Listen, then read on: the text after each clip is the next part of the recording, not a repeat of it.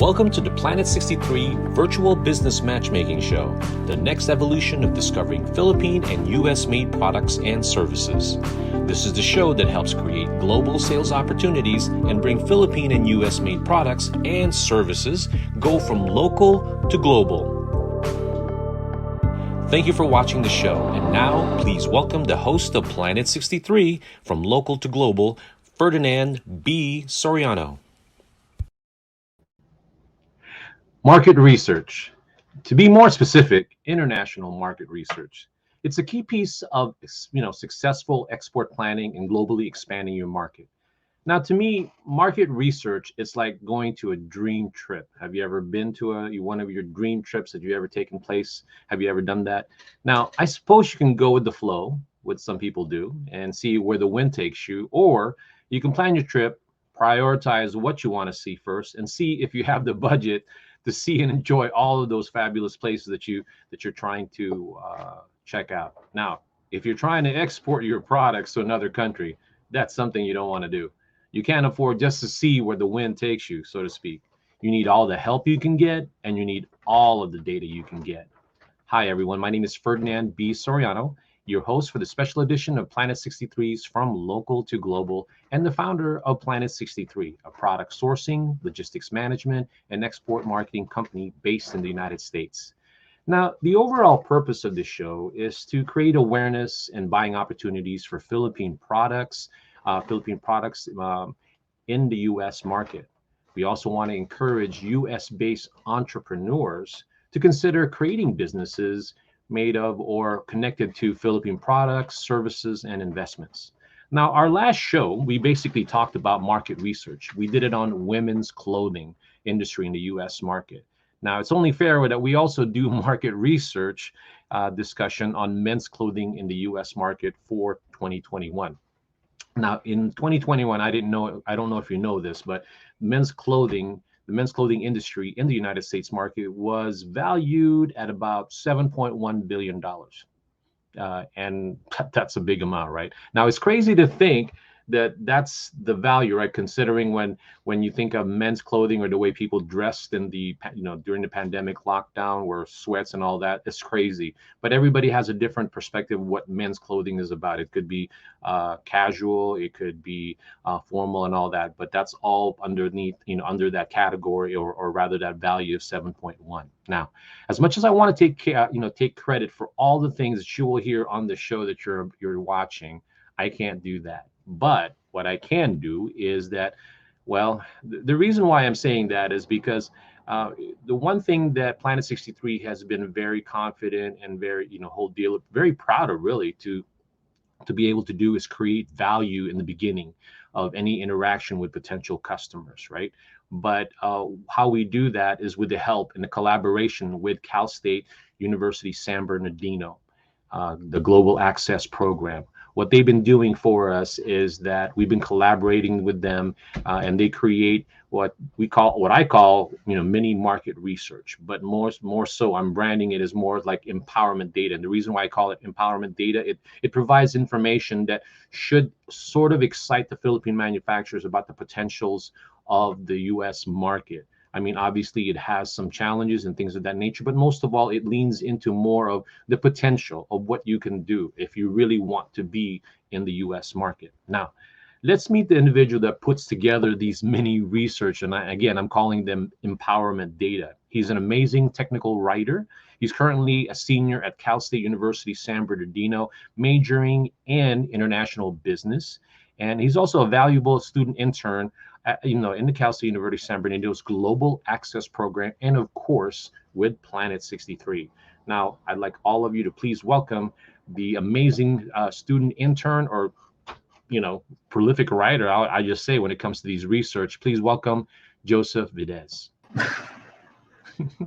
Hello, Ferdinand. Thank you for that kind welcome. I appreciate that. Thank you. Not a problem, Joseph. I mean, I do mean everything about that. I mean, because when we first met, and I keep saying this on every part in our show, just to remind people, doing these market research can be tedious, but you found a way to put together a lot of these data and then sort of compact them and summarize a lot of the things that I think most Philippine manufacturers want to know about the U.S. market. I mean, What you do is it's extensive. I mean, it's not the typical, very thorough, very, like so many pages type of a type of a research, but it's Yeah. enough to talk about the stats, the current value, your recommendations, and things of that nature to get people understanding what the U.S. market is about, right, Joseph?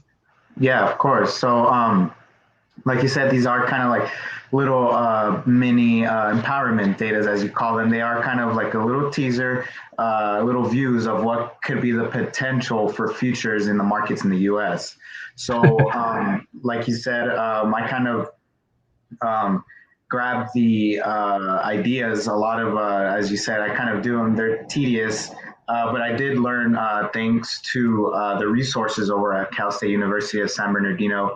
Especially, I like to give a shout out to Dr. Vipin Gupta for being not only a professor I had for Management 4050 class, which was managing over international borders, which is where I learned how to put together a lot of these business briefs, specifically for international businesses. These are called kind of these SWOT analysis, or strength, weakness, opportunity analysis, for different types of markets, such as the ones we did today for men, or the one last week in women's. So these kind of resources provided by the Cal State University of San Bernardino and their Global Access Program and internship program, all overseen by the director, Ms. Jamie Ayala, which was the one kind enough to introduce me and Ferdinand together and giving me this opportunity for the internship with Planet 63. She has also shown me some resources to use through the Cal State University of San Bernardino library to put together more through the market research, kind of more in-depth with resources that are only available to Cal State University San Bernardino students.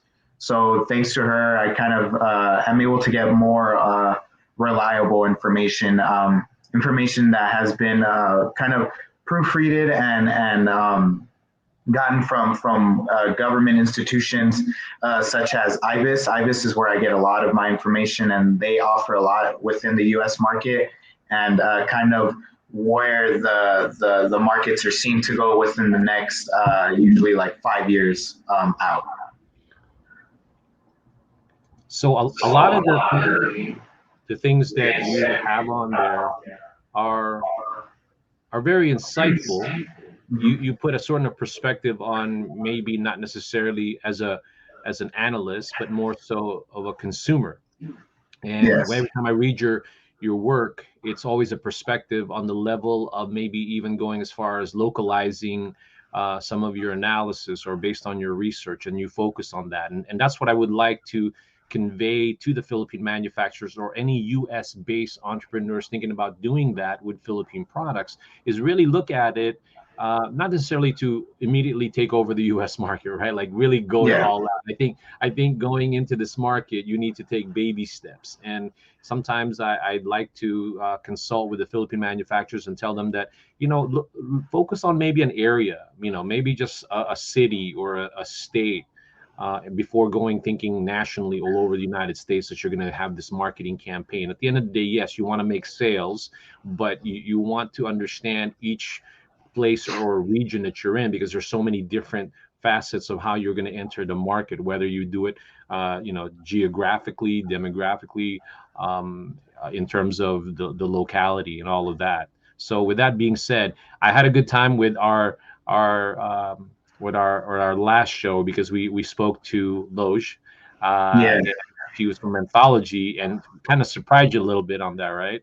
Yeah, she did. I had no idea I was going to be able to kind of meet, I don't know, you obviously an entrepreneur, but an entrepreneur from a different country. Loge, when we talked, and then she was very, passionate about what she wanted to do with women's clothing, and the way she was taking it, partnering with various institutions, international institutions, to try and get her product lines and interpretation of Southern Asian culture into her clothing, which I thought was really interesting.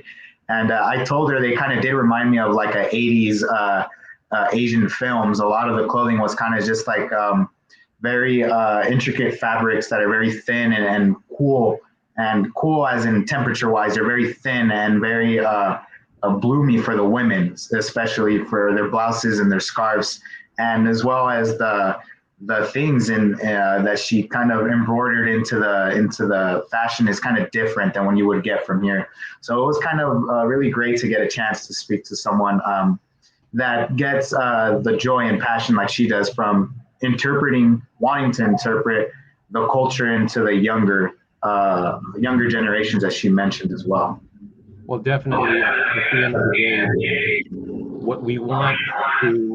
what the message we want to give the Philippine manufacturers, everybody will have your own story. But at the end of the day, what this show is trying to do also is, like I said, empower, give them confidence, know the lay of the land, so to speak, in terms of how to enter the market. But the research papers that you do, they're all on the website, www.planet63.com. So that's why I wanted them to know that at the end of the day, if they don't watch the entire show, or maybe just a little bit and they're interested in that, they can download all of that, and you'll tell them a little bit later on the show how to do that or where to go get it again, right? So anyway, with that being said, I wanted just to review what we did last time. So for this show, we're going to be doing men's clothing, and before we dive into that, let's go ahead and take a quick little break. And this particular company supports Planet 63. What they are based in the Southern California area. They promote, they're a cafe, they're a coffee house, but they promote Philippine grown coffee beans, called mostly, a lot of them are Barako, but different types, but mainly they're a coffee house. And check out their video. Hi, my name is Ron, and this is Teofilo Coffee Company.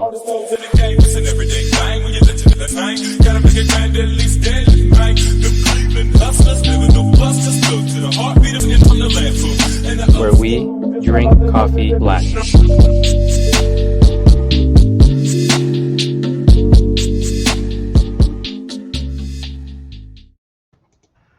Hey everyone, we're back. My name is Ferdinand Soriano of Planet 63.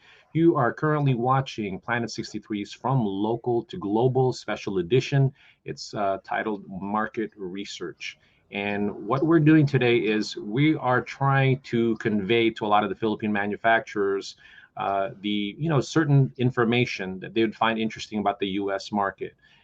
And we call these research that we do for Philippine manufacturers, as well as any U.S.-based entrepreneurs wanting to possibly put up an online business of some sort using Philippine products. And joining me today, he is the one who is I always call him the prolific writer when it comes to these research. And these are not research; they're full-blown, very extensive research, but they're sort of gets to the point, the general aspect or general opportunities, what's available in the U.S. market for certain parts of certain industries.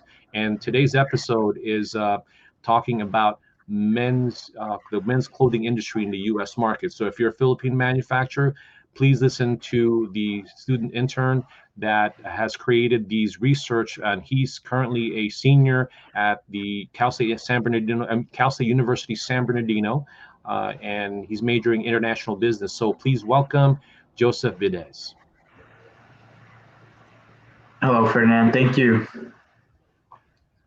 Joseph, I started at the top of the show telling everybody how amazing you are, and we're definitely going to, I don't mean to put you up there and tell everybody pedestal, but hey, you can write, and you wrote some amazing points here that I found interesting, that I think any Philippine manufacturer would find interesting. Again, I'm sort of sounding like they would say in the olden days or old school broken record, because I keep trying to reiterate that this information that you're about to give is something that could be useful to a Philippine manufacturer. And I'm talking to all of you Philippine manufacturers right now. Listen to this, please, and as well as US-based entrepreneurs who are interested in this industry, but maybe, just maybe, utilizing Philippine products. So take it away. Go ahead, Joseph, and let's hear what you got to say. Okay, so first of all, I wanted to start off reading the trends. So trends for men's clothing are not as so this is as per GQ and Vogue magazine, which are very high fashion I don't know how you say establishments here in California, especially Southern California. So what I wanted to start off in saying was the men's clothing trends aren't kind of as uh, the same as women. So, and that being said, there it's very less temperamental. So men are kind of used to buying one of the same brand for the rest of their life, and they can just care less as long as it's clothes that they're comfortable in and are good for the price and the way they're made and the product is just not really as much as women. Women have different sections of clothing to purchase from. Um, Making it more of a fragmented kind of market with a lot of sub branches off to it. But men's, it's a little bit less, which is why some of these key statistics on the side show of retail settings declining. Now, that is kind of an alarming kind of a statistic. But when you think about it, not only is the retail setting impacted by COVID-19, it's also men trends. Men don't like to shop in stores anymore. It's kind of more convenient for them to shop online, get what they want, and and they don't have to talk to anybody. So men are a little bit more introverted than women are in these times now, especially. I have to interrupt you. I have to interrupt you there only because it's so true. I mean, the reality with what you just said just rings probably to anybody listening right now. They're probably smiling and laughing how true that is. But I didn't mean to interrupt you and break your train of thought, but we have to really kind of embellish on that because it's true.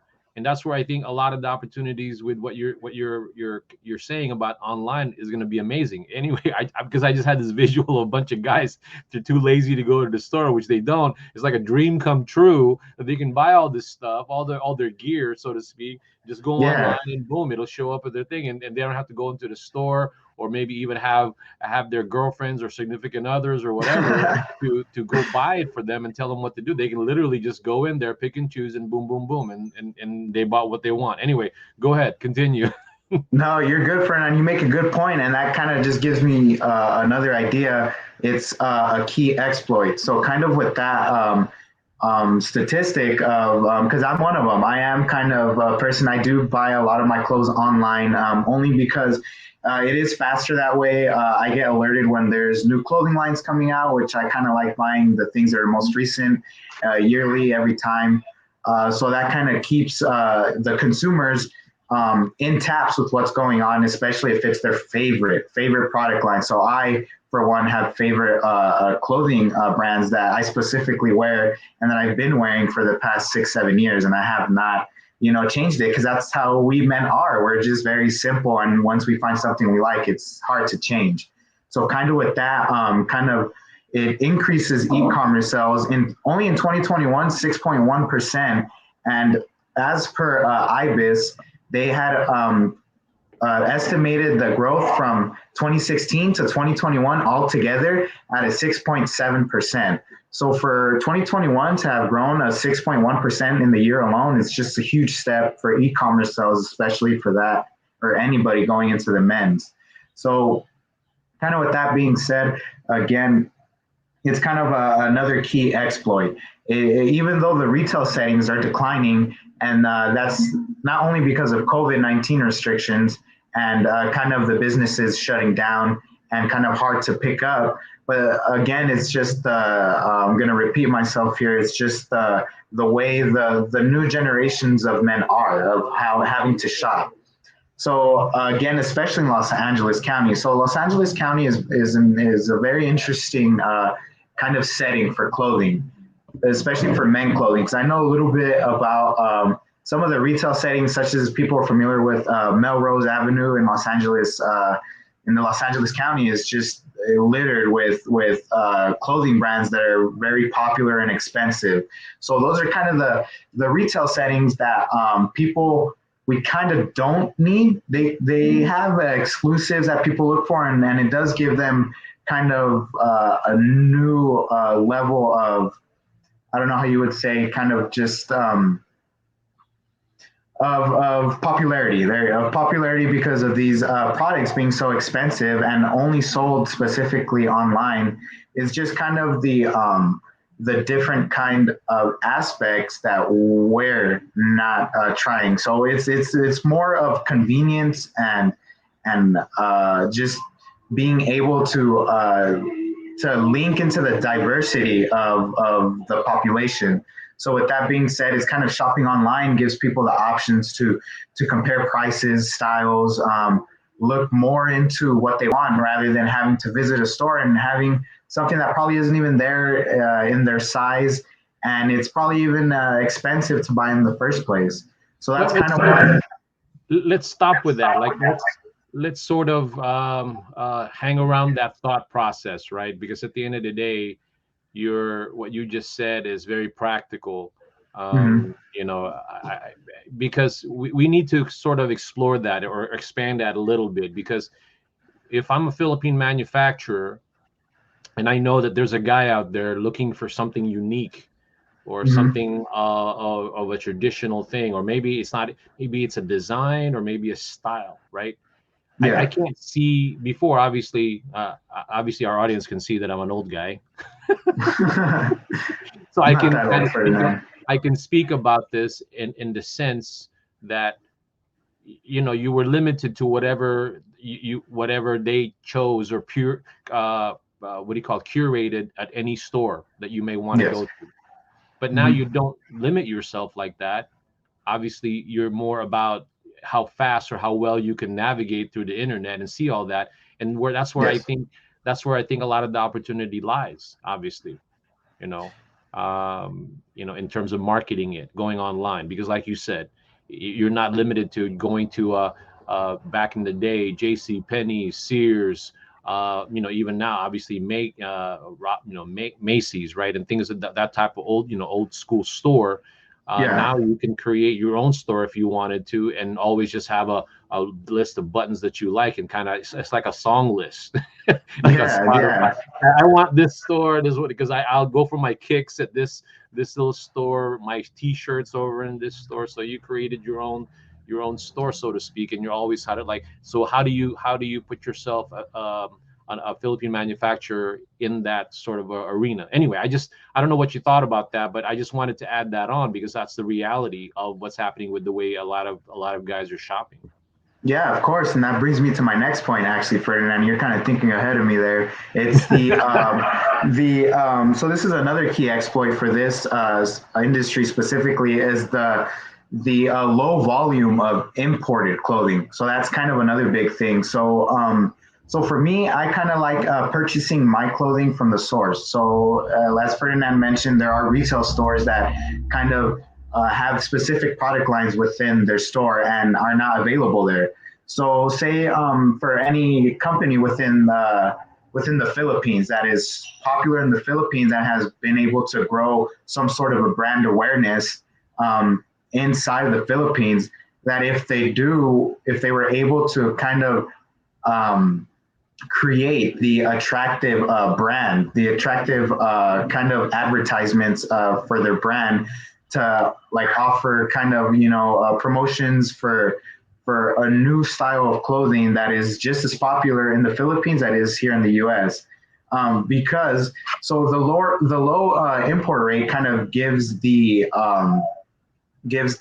fluidity or volatility of the product, kind of makes it minimum. So there is a lot of big companies that are people always go to because, like I said, of the familiarity with the product. So with the low imports, it kind of gives the people that we're trying to touch, which is the diversity within Los Angeles County, a way to purchase clothes that are different. Again, it kind of goes back to the women clothing. It's purchasing clothes that make them look different, kind of give it a different appeal. So for a men specifically, it's kind of like setting yourself apart from the competition. So if you buy from a famous company, say in the Philippines or a company in the Philippines, you're able to speak to your clothing being from the Philippines, and then from there you kind of just promote. Oh, I got this new T-shirt from whatever company from the Philippines, and then people think, oh, like he got his shirt directly from a company in the Philippines, which kind of gives the appeal of like the foreign import export thing. Because for men's clothing, speaking from my own perspective and from some of colleagues I speak with at work and at school, it's kind of the when something is made in a different country, it kind of gives it the a different effect of having it in your own possession. It kind of gives you a feeling as if you're cooler than the person next to you for wearing a common brand here in the U.S. while you're wearing a possible imported pair of jeans that probably won't even cost you more than $100, which is kind of the appeal, trying to maintain a cool clothing style and at a cheaper price tag. So that's kind of. Go ahead, Ferdinand. No, I was going to say, I really get you. Yeah. Because, again, I'm imagining a guy sitting around, maybe because of, I'm about the thought process, right? Somebody's sitting around, he really likes clothes, and he sees different styles on YouTube, Yeah. Instagram. Where do you get that, right? So all of a sudden, Yeah. everybody, you're looking at Instagram and you go, oh, I like that. Where can I get that? Now it's just easy to Google it all day long, right? So that you can do that. And again, like I said, it's like your own, the Joseph store where you're curating your own stuff. You know where to go, and you know everybody's terms and conditions. So that's why, I mean, throughout our interview here or our show here is that I want to like delve into a little bit of what does that mean to a Philippine manufacturer. And I think reading your article, obviously ahead here, you'll talk a little bit about that, where how do you make it so that if somebody's feeling that Filipino vibe, or maybe they just like a certain design, because sometimes I don't like where, even though Planet 63 promotes Philippine products, sometimes saying it like that sort of in some people's eyes might limit it. Oh, it's only for Filipinos, and Oh yeah, of course. I may not necessarily like that, but it is what it is. But I like to focus more on maybe the design, the quality, because sometimes depending on who you're talking to, the name of the country, Philippines, may be associated with different things. But at the end of the day, that's what that's what we're talking about. It's all about branding. So do you want to continue with what you're saying, and then we can delve in, maybe after the break we can talk a little bit about what does that really mean to a Philippine manufacturer? Well, we could go ahead on break. I kind of just finished. I was going to go on a little rant, but that's it's just kind of again kind of what Ferdinand is kind of reminds me of is just the ways in how we can kind of tie it with the low imports. So just kind of like that. Again, from a perspective of my own as a regular consumer of clothing, I like to buy clothing. I do my research for clothing, even over other than the brands I purchase here in the U.S. So I've purchased brands before from the United Kingdom and from like Spain as well. So that's kind of a different perspective again of what the e-commerce kind of gives the brand awareness that we're looking for. So that's another kind of a little a key to maintaining kind of like a foot within the market here in the U.S. is just trying to make the brand to a point where you're promoting it on social media, as you said, and kind of giving it that brand awareness, where not only people would say, what is that product or where is it from? More importantly, and where can I get it? So that's kind of what that low import kind of statistic is, like a little key exploit for any producer over in the Philippines. Great. Now, before we go into the break, and by the way, that's not a special effects you guys hear in the background. We're expecting a little bit of a difficulty. I just like to acknowledge it and move on, because I don't like, oh, what is that sound coming there? Anyway, with that being said, what I like about so far what we talked about, let's just summarize it. So far, if you're a Philippine manufacturer, US-based entrepreneur wanting to promote Philippine products, what we've just basically discussed is the value of this industry. It has different subcategories, of course, but at the end of the day, it's huge. So far we've talked about, style, in terms of how to maybe enter the market, right? But what we're going to do after the break, we're going to talk about more into each other's opinions, and also with what you found in terms of data, how to enter the market. What is it that how do you want to get into the US market if you're a Philippine manufacturer? Do you want to go global, I mean, nationally right away, or do you want to just maybe focus on a particular market or demographics, or maybe just go into a particular area geographically, And then I think in your research, you also mentioned something about that, because at the end of the day, yeah, I think hopefully we got the Philippine manufacturers excited about the potential and the value of the clothing industry in the U.S. market. And now, after the break, let's talk about how all of that can be used and get them more excited about and going into the U.S. market. Okay. Of course. And before we go into your that section of it, let's go ahead and hear from one of our supporters. If anybody here who's watching this, I mean, right now, and interested in getting samples from the Philippines, okay, and you want to see if a particular product, whether your food product, fashion accessories, or whatever, you want to utilize this company because they specialize in sending samples. That's not all they do, but they are awesome when it comes to sending samples of their products to a different country. So with that being said, let's go ahead and hear from one of the supporters of Planet 63. It's a company called My Cartero. Are you an online business owner? Do you worry about shipping your products on time? Is it a hassle to deliver to customers abroad? Shipping options can be expensive, limited, or unreliable. That's why you need a new way to transport your goods overseas. Introducing My Cartero, a new, convenient, and reliable way to deliver your products across the globe. With My Cartero, you can distribute merchandise internationally. Ship your packages to the regional hub in 24 hours. Deliver items as small as 50 grams.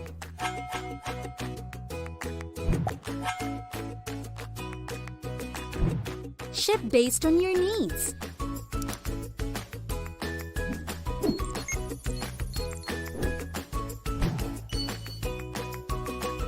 And track your packages online.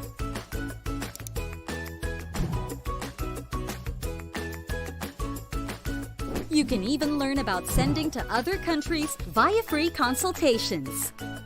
With My Cartero, you don't need to visit a post office or courier branch.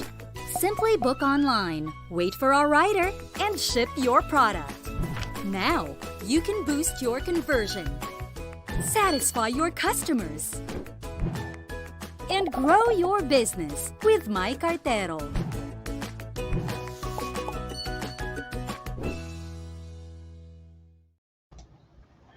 Hello, everyone. We're back. My name is Ferdinand Soriano of Planet 63, your host of Planet 63's From Local to Global, the special edition. And the reason for this show, and the reason why you're watching, you're probably interested in Philippine products. You're interested in maybe creating a business. And if you're not, hopefully we can go ahead and encourage you to do that. But the purpose of the show is to create awareness and sales opportunities for Philippine products, services, and investments. And today we're talking about market research, and to help me discuss, explore what market research is and how important it is, but not necessarily get into the definition of market research, but also actually offer a market research that we, are consistently doing for Philippine manufacturers for them to understand the U.S. market. In today's episode, we're talking about the clothing industry, the men's clothing industry in the U.S. market, and we're giving feedback as far as what the market is good for when it comes to Philippine manufacturers going into the U.S. market. Let me go ahead and bring to our show the person in charge of these market research. He is a student intern. He's a student at Cal State University San Bernardino. He is a senior majoring in international business. He creates these research for us. We call empowerment data. Because it's basically, it helps empower the Philippine manufacturers in understanding what the Philippine market, the U.S. market is about. Please welcome Joseph Vides. Hey, Hello, Joseph. Ferdinand. Hello, Ferdinand. Thank you for that welcome. I appreciate it. Yeah. So when we ended, when we went on the break, I wanted you to talk more about market entry, maybe some recommendations. Let's talk a little bit about that, a little bit of what we can provide to Philippine manufacturers, and let's end the show with these thoughts with them. Okay, go ahead. Of course. So I like to start off by saying, as Ferdinand mentioned, this is kind of empowerment data. They are recommendations kind of what we think for the Philippine manufacturers or could be like a future actions. So these Planet 63 recommendation, as I like to call it, is kind of again our take of what is the potential within the market. It's not like Ferdinand has said, it's not very in depth, but this is kind of in general just touching the surface.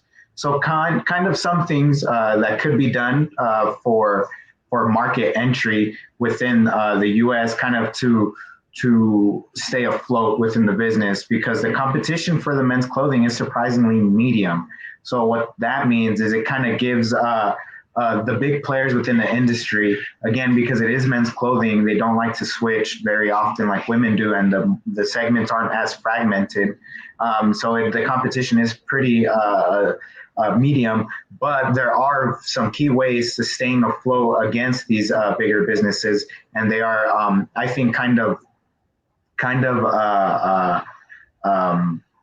smart. So in some of the ways, it's kind of exploiting the e-commerce sales again. So that's kind of having to driving the because of the e-commerce, that drives the recovery of the retail to come back. So even after the 2026 5-year projection, as provided on the report, it's kind of making it slower, so that 0.7 decline isn't seen to go away or get better even after the 5 years. So it's kind of good to plan ahead by setting up an online shop. So what online does, it kind of gives the ease of access to creating an attractive marketing strategy. So when you create an attractive marketing strategy, that's purchasing like social media ads, endorsements for possible celebrities, whether it be in the Philippines or the US, or any other celebrity willing to endorse the product. And it also gives the exposure needed. So with that, it kind of gives the keys to maintain kind of in through the barriers to entry. And to also, another thing is to have an experienced workforce. So what that does, it gives the high volatility, of men's clothing kind of being able to handle well. So whether it be a change from bright colored clothing to dark colored clothing, there's going to be able to have a workforce to be able to switch that demand within the consumers, because that is another key statistic to being able to compete in this market, is to uphold and create brand awareness. So with that being said, it kind of it's a lot that has to do with being able to having the brand awareness for the product, because that keeps it into the minds of the consumers, not to just kind of, I found this new product and it works better than my old one, I should probably share this and have other people get it because they might be having the same problems. So that's kind of what a basic, but again, a key statistic within the men's clothing. And another thing could be is the customer service. So another thing is when we get clothes either the wrong size or something we didn't think looked good enough online, it's the customer service being able to provide either returns or exchanges and refunds as quick as they can. Because again, customer service online is a hassle. Nobody really likes returning things because they make you ship it through another company that charges you as well. And now you're stuck with either not having the money or not having the product you wanted for another few days or weeks. So kind of with that being said, it helps the customer service, help the consumers stay within the product line, and they have the knowledge that, oh, this product wasn't to my liking, but this company deals so well with returning and exchanges that I won't have a problem. I can just buy freely and deal with the consequences later, so to speak. Kind of. I wanted to share two thoughts with you, what you just said. The first one is, online. Let's just say we have someone that, Philippine manufacturer just loves online, because I think that's the viable thing to do, because we've already made a case for it about a lot of guys just want to do a lot of that stuff online, right? So obviously the thing that we need to emphasize is, which you touched on already, but I just want to put a stamp, or a hard stamp, or some sort of exclamation point on it, is that customer service is going to be critical. So if you're going to go online, you need to make it you need to focus a little bit on that. Since the strategy, the market entry is going to be online, you need to make sure that's all taken care of. It's going to be easy to do business with you. Okay. But I also wanted, before you sort of maybe add your feedback on that, I wanted to also bring to the mindset of, or to the minds of the people who are watching this in the Philippine manufacturers, is that, yes, here in the US, COVID is trying to, at least in my opinion, we're trying to make it manageable. We're not completely eliminating. We still have issues just like all the other countries. We're trying to make it manageable. But if I were to say, am I confident to say that we're trying to do that, or we're trying to get our economy going again, or trying to go back into some sort of a new normal?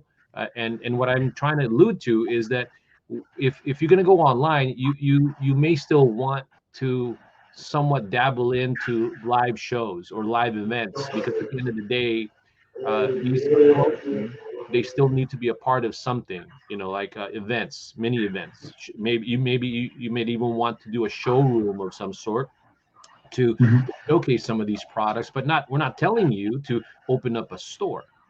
But saying that you sort of had to create a sort of a hybrid representation of it, even though most of your sales, I'm going to assume, is going to be done through online, depending on what type of product you have, or style of clothing. It's probably, you need to do a little bit of both. And I just wanted to add that on to what you were saying, especially the customer service aspect. Oh no, yeah, of course. That is a very important point you bring up, is showrooms. So kind of what Planet 63 has plans for, kind of like the Emporium. So that kind of helps display and help people explore different types of clothing or products. In this instance, clothing, but different products, and kind of comparing it with other ones, which is kind of a really good thing. And again, kind of scenes such as Los Angeles County. So we kind of did our research, kind of numbed it down to like a regional advantages, especially here in Southern California, in Los Angeles County, where 32% of business concentration within the California is held within Los Angeles. And even if you bring it up, we're going to go big here and bring it up to a national level. As compared, California has a bigger business concentration than New York. So it's kind of like, so the business concentration for California alone was 23%, and for New York it was 9%. So that's kind of the second highest business concentration within the U.S. So kind of we're bringing it back down to Los Angeles County, kind of having 32.3% of the business concentration, whereas San Diego again is behind Los Angeles County, but with only 6% of the business concentration. So that kind of gives you an idea of where the population. So the population has a huge impact in Los Angeles, only because there's so many people, and again, the diversity of it. So that helps with more of, like, as you said, the importance of brand awareness. So kind of using showcases of showrooms, putting on social media endorsements with celebrities. That's why it's important to maintain this brand awareness inside of the men's clothing industry, because again, the comfortability of being within one's favorite brand, they won't explore. So kind of nudging people, it's kind of like a nudge. Oh, we have these new products. even with a possible promotion discount or things like that, kind of give it the appeal of maybe I should try something new and different. So that's what the millennial population is about. They're about trying new things and having a different impact on industries they want. So it's kind of like appealing more to the smaller companies rather than big companies. So Los Angeles County is kind of that kind of upbeat, trendy city that everybody likes and kind of looks up to, within dreams of having to come into Los Angeles, Hollywood, West Hollywood, kind of things like that. So that's a lot of where this kind of advantage of us being in Southern California and having the privilege of working side to side with these different regional markets, that there's just a lot to choose from and a lot to look into, but there's definitely a lot to be exposed, or how can I say, a lot to gain if the confidence to search in these markets and actually try and compete against these different companies here. It's kind of not, it's not one-sided towards the big companies. It's like I said, the key points. The key points is to be persistent and to take the growths as they come, just kind of small, especially in this business. The capital costs to it are kind of small, is just like how it was in the women's industry. But the growth kind of has to be maintained to a level where, as Ferdinand said, you can get small like product lines out here and there, start showcasing them in showrooms, and from there you can get into different prestigious showrooms and kind of just upgrade your brand awareness. So that's kind of a lot of what the statistics have of what we gathered in our empowerment data kind of towards the men's clothing industry. What I wanted to just add on to what you were saying earlier is that these research that you've done, the reason why we mention these certain states or cities is because I personally feel that as a promoter and awareness creator for Philippine products, I think most Philippine manufacturers need to understand that you don't need to take on the world, the U.S. market all in one shot nationally. Sometimes you want to start small, take baby steps, and understand maybe a geographical area or a certain demographics, I guess. But at the end of the day, we're focused on we're trying to convey that take baby steps, go after a certain region. In our situation, because Cal State Cal State University San Bernardino is based in Southern California, we tend to provide data along those lines. But that's not to say that it doesn't represent other markets. But we're sort of promoting that only because, again, it's all about that region. You may disagree and may want to go to New York right away, and your product is all for that, or maybe Florida or Midwest. But Planet 63 is about trying to create localized, regional, type of data, so that you can maybe tackle that first before you thinking about a giant leap to national prominence, so to speak. Anyway, with that being said, it looks like our time is starting to run out on us, Joseph. So if there's any parting comments or thoughts that you want to share with our audience, go ahead and do that. As far as now, again, tell them where they can find this data, this data and all of that again, please. Of course. So if you would bring up the screen, Ferdinand, I have it pulled up there. So I am fortunate to say that Ferdinand does upload these empowerment data, as he likes to call them, on his website on Planet 63 under the Connecting Markets tab. Right there, you can see a lot of kind of what Planet 63 is about on the website.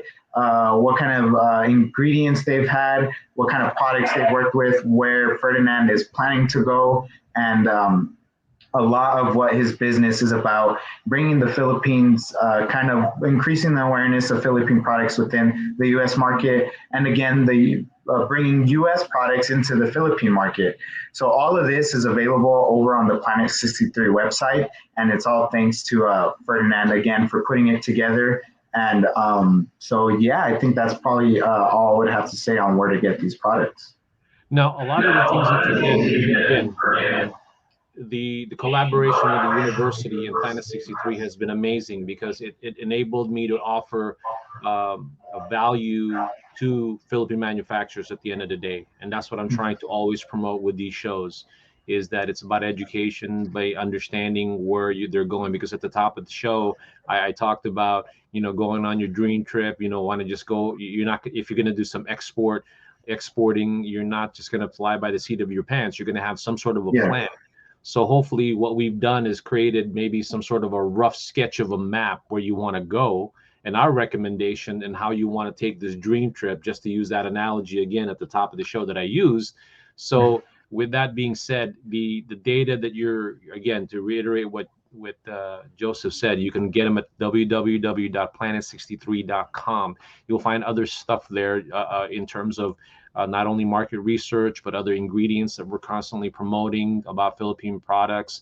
And then with these shows, we hope to continue for you to watch, and also, subscribe to YouTube's Planet 63's channel, and YouTube, of course. So with that being said, continue to please support and watch out for future episodes of Market Data. On the next show, what do you want to maybe feature on the next show? Joseph, do you have any idea what you want to talk about on the next one? Not yet. I did kind of mention going back into the natural coconut product industry, only because the Philippines is number one exporter for coconuts, and I just thought kind of revisiting that would probably be a good idea. Probably, but again, I'm not sure yet. We'd have to figure that out. Well, there's a show coming up that I'm going to talk to you about, and maybe they're going to need more data and the different types of food. There's going to be a show coming up soon, and then again, for those people watching this, please look out for a venue that we're creating called The Emporium, and what it's supposed to do is help showcase and educate Philippine manufacturers about the U.S. market and showcase their products, and also encourage entrepreneurship with U.S.-based, Philams or non-Philams to use Philippine products as part of their online offerings. With that being said, we do appreciate you watching this episode of Planet 63's from local to global special edition. You've been watching and listening to me, Ferdinand B. Soriano, and Joseph Videz of Cal State University, San Bernardino. Thank you for watching, everyone. Take care.